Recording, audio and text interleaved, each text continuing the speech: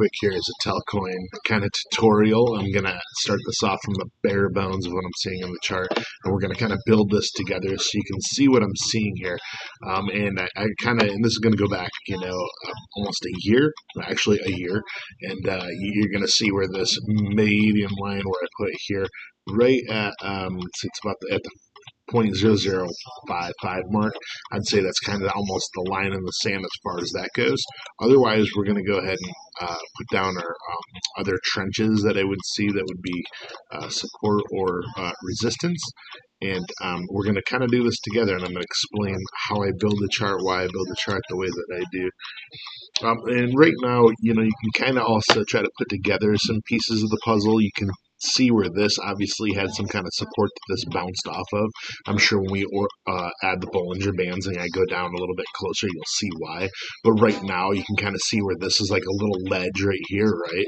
So we're going to go ahead and we're going to pop some horizontal trend lines right there. So you can kind of see and put this bad boy right about, yeah, you can kind of see where that would act as some kind of a resistance that was flipping the support. Now, once I kind of lay down the first trenches, the first of the horizontal trend lines, I try to assign them a different color, whatever the color scheme is. That way I can kind of, for my own eyes, I can kind of differentiate the difference between what I'm seeing in the lines. So right now, and I won't color them, so forgive me if this is off for you.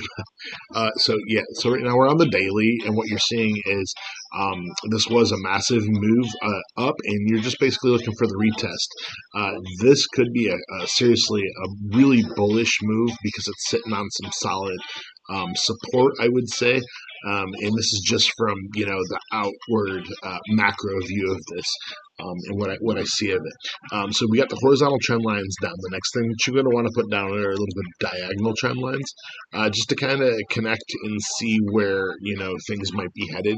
And what you do when you really lay these down, at least I do, I try to make the most connecting points, whatever connects the most, and I do include wicks with that, obviously, but that's going to be kind of just like the outline barrier of what I'd be looking at. Again, I'm not trying to make this too complicated. This is just for my overall. What I'm really trying to do here is I'm going to be putting down the trend lines and try to see if that coincides with any of the other indicators. That way we can put together the bigger picture, right? Too many people look at this chart blank, and again, this is on a daily. We're going to go down to the micro at some point here, but we're drawing this together, right? So I just wanted to put this down to the absolute basics of what I see.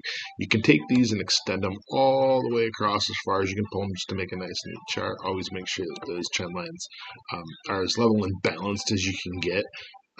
You really don't want any discrepancies like you get right there. Let me try to get a little bit type A when it comes to these, and I try to make it so these trend lines right on. Like I say, if you lay the Fibonacci sequence over these, they should line up pretty well, but you can do this yourself. Okay, so here we have what's looking like to be a bull. You call that a bull pennant, right?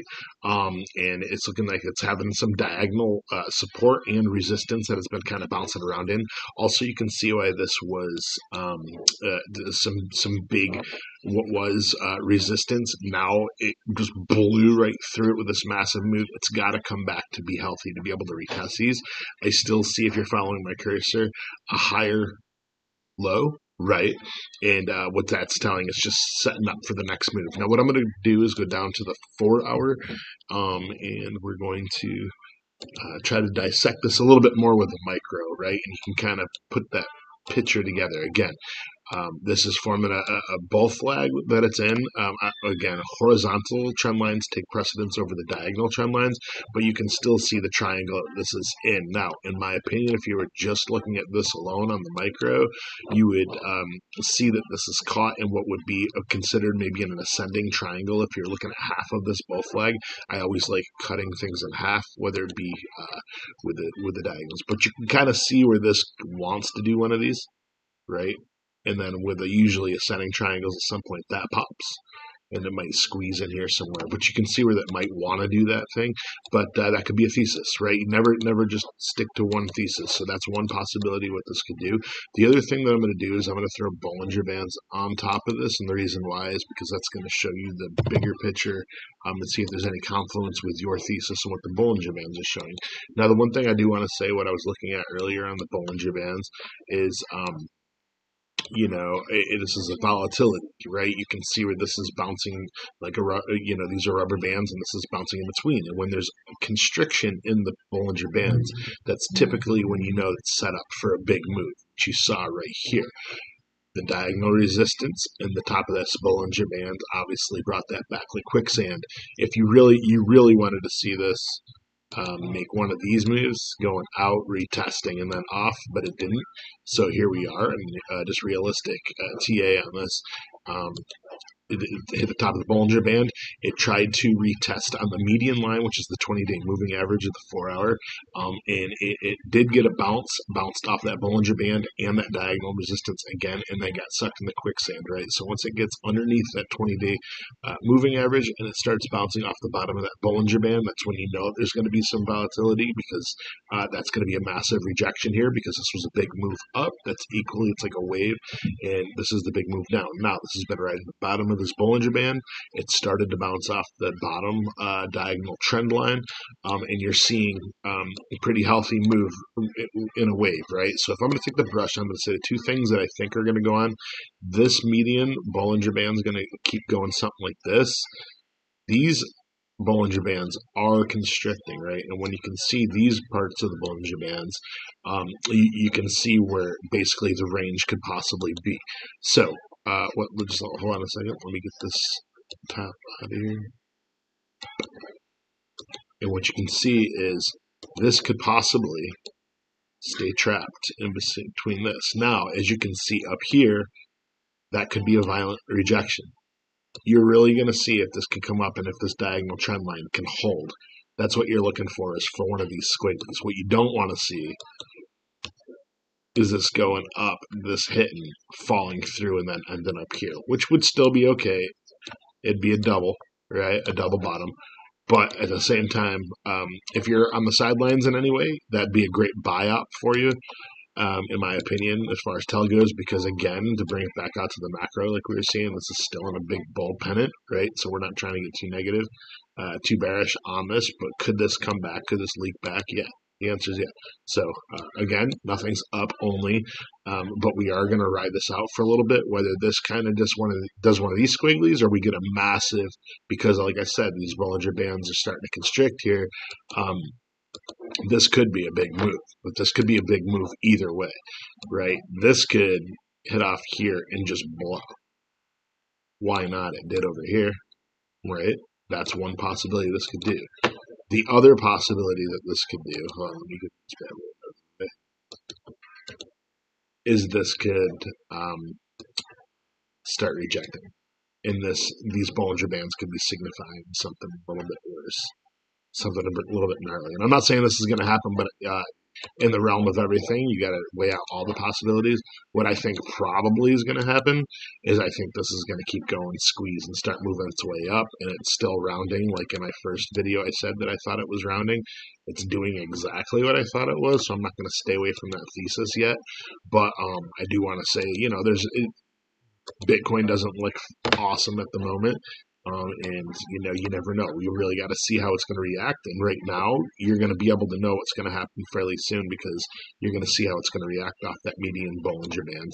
So right there alone, I would say, you're kind of on the sidelines, but this is showing you a big move is going to happen, and you do have support, but you know where the critical support is for this to be able to hold. The other thing that I'm going to throw on here is the stock RSI, and that's what I just wanted to show you really quick. Hold on 2 seconds. Of course, it would be better if my spelling was tight.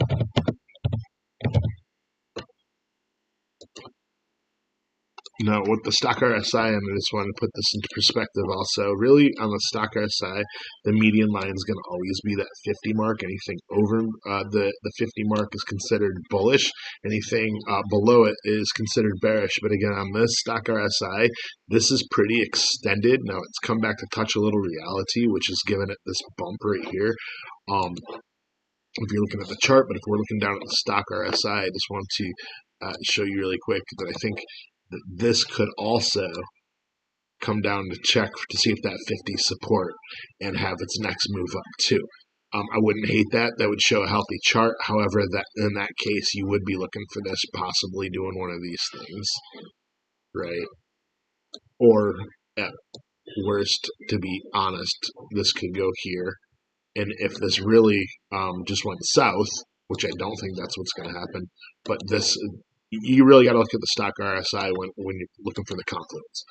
So the whole chart, you're looking at this as a big bull flag. This is still a big bull pennant. There's still a lot of rounding. Right now on the micro, this could go a couple different ways. I think it stays bullish, and I'm not going to change that thesis at this point unless these supports, diagonal and horizontal, start breaking, and unless the stock RSI comes down to this 50 point and breaks that 50 point, then I would be looking for another buy up a little bit lower, which would relatively be around the 0.004. I don't think that's what's happening. I think this is all still rounding the way that we were talking about, and I think this is still on its way moving up towards that penny mark again to try to reclaim the penny. But you really got to look at Bitcoin, and you really got to just keep an eye out on these. And this is just what I see in the chart. If you guys need anything, this is really more a tutorial to help you chart your own stuff and understand it. If you need anything, just DM me, have any questions. And again, tips are appreciated. Rock on.